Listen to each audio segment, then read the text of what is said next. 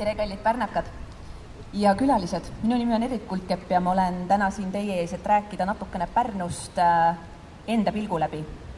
Et mida tähendab Pärnu minule, mis mulje, mis tunnetus on siin olla.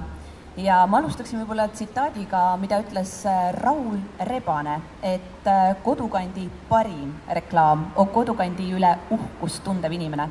Ja tõepoolest selle väljaütlemisega ma olen ääretult päri. Sellepärast, et kodukant, nii nagu ühiskond tervikuna, koosneb inimestest ja inimesed oma erinevate mõtete, hoiakute ja arvamustega kujundavad ka kodukandi nägu.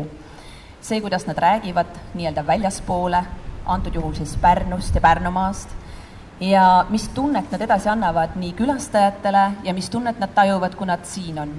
Seega meie endi kätes on väga paljuski see, kuidas me Pärnu linna nii-öelda mainet ja sellist nagu taju kujundame. Tõepoolest, linnadel on alati omad eesmärgid, omad plaanid, oma turunduskavad, aga elul on oma viis kuidagi nii-öelda minna oma rada ja ütleme nii, et kui külastaja tuleb Pärnusse ja mul on olnud läbi aastate au võõrustada üle 1000 inimese, seega siis tööalaselt, ka eraisikuliselt, ja nende arvamus Pärnust kujuneb just ju seeläbi kõigepealt, mis tunne on võõrustajal, mis tunnet edasi annab, mida ta näitab meie ilusast kodulinnast ja tõepoolest see on meie endi kätes. Ja kui me vaatame nagu Pärnut tervikuna, siis see linnaruum ja maakonnaruum on ju avarad ja mulle väga meeldib kasutada sellist nagu mõttelõnga, mille ma ütlesin välja aastal 2017, et Pärnumaal on ruumi. Meil on tõepoolest ruumi kõigeks. Meil on ruumi avastamiseks, otsimiseks, kaotamiseks, leidmiseks, enda arenemiseks ja arendamiseks ja kõigeks muuks. Ja see on see eelis, mis meil on tegelikult ka väga paljude teiste linnade ees. Et mina isiklikult näen küll, et Pärnus on meeletult suur potentsiaal.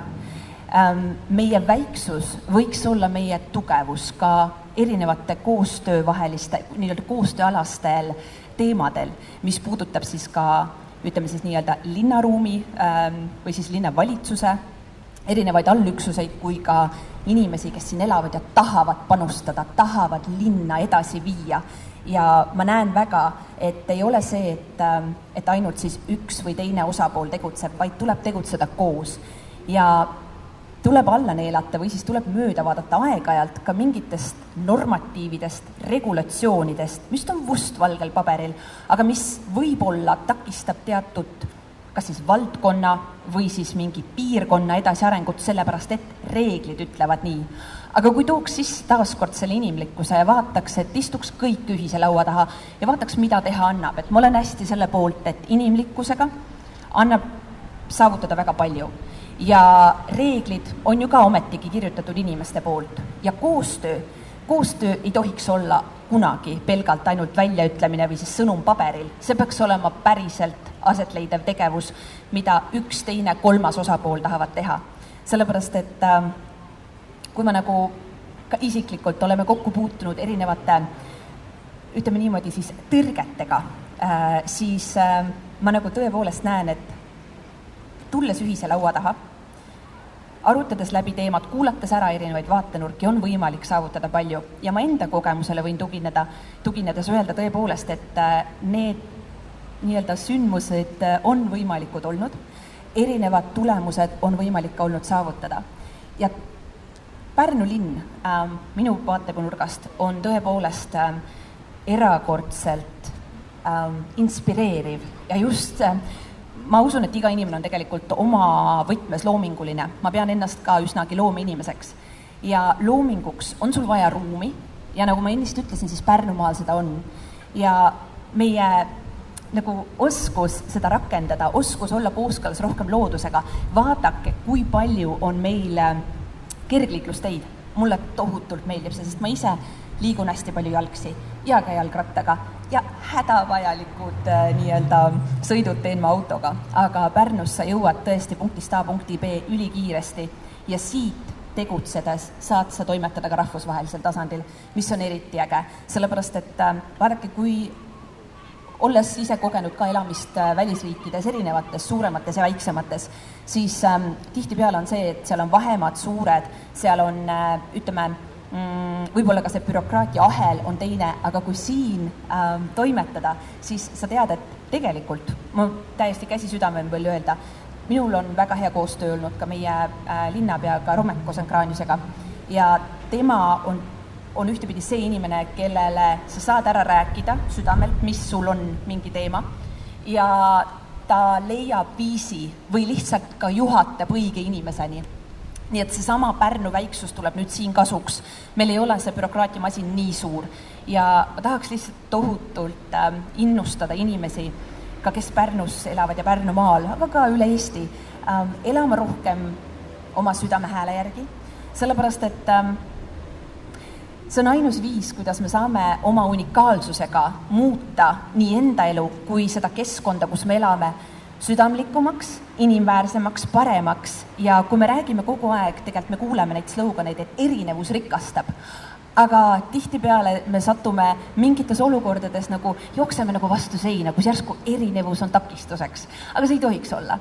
Nii et ma väga-väga loodan, et nagu see vaatenurk, mis teil endal on Pärnust või enda elust, sellepärast et vaadake, nagu me ennist mainisin, et inimesed, ühiskond, me kõik oleme üks tervik tegelikult ja meist endist sõltub hästi palju, aga eelkõige on see, et kui me hoolitseme ka enda isikliku heaolu, vaimse tervise, vaimse heaolu eest, siis seda paremad inimesed me oleme ka selles samas kogukonnas toimetama, selles samas kogukonnas nii-öelda ka asju edasi viima ja teistele kaas nii-öelda siis kodanikele, kuidas ma ütlen, siis paremad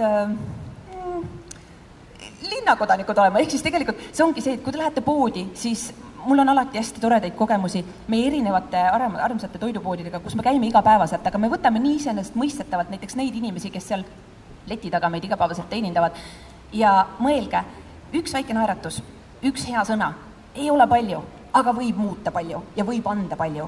Seega see, kuidas me suhtume iseendasse, uskuge mind, see on seesama asi, mis peegeldub väljapoole ja seda me näeme ja meie endi kätes on see, millise kogukonna, millise ühiskonna me loome nii üksikisikuna kui ka ühiselt. Seega ma väga julgustan, et vaadake asja laiemalt, tooge see oma nii-öelda väiksemasse kitsasse ringi tagasi ja vastupidi ja kui me räägime Pärnumaast, siis see on lihtsalt nii südamlikult armas paik. Ta on tõepoolest olnud ka mu sünnilinn ja ühte ma õppisin juba varajasest noorusest. Selleks, et mõista millegi tähtsust, pead sa minema sellest eemale ja kaugemale, aeg-ajalt ka teise riiki või teisele mandrile, et mõista oma nii-öelda elukoha või enda ümber olevate inimeste väärtust. Aitäh teile!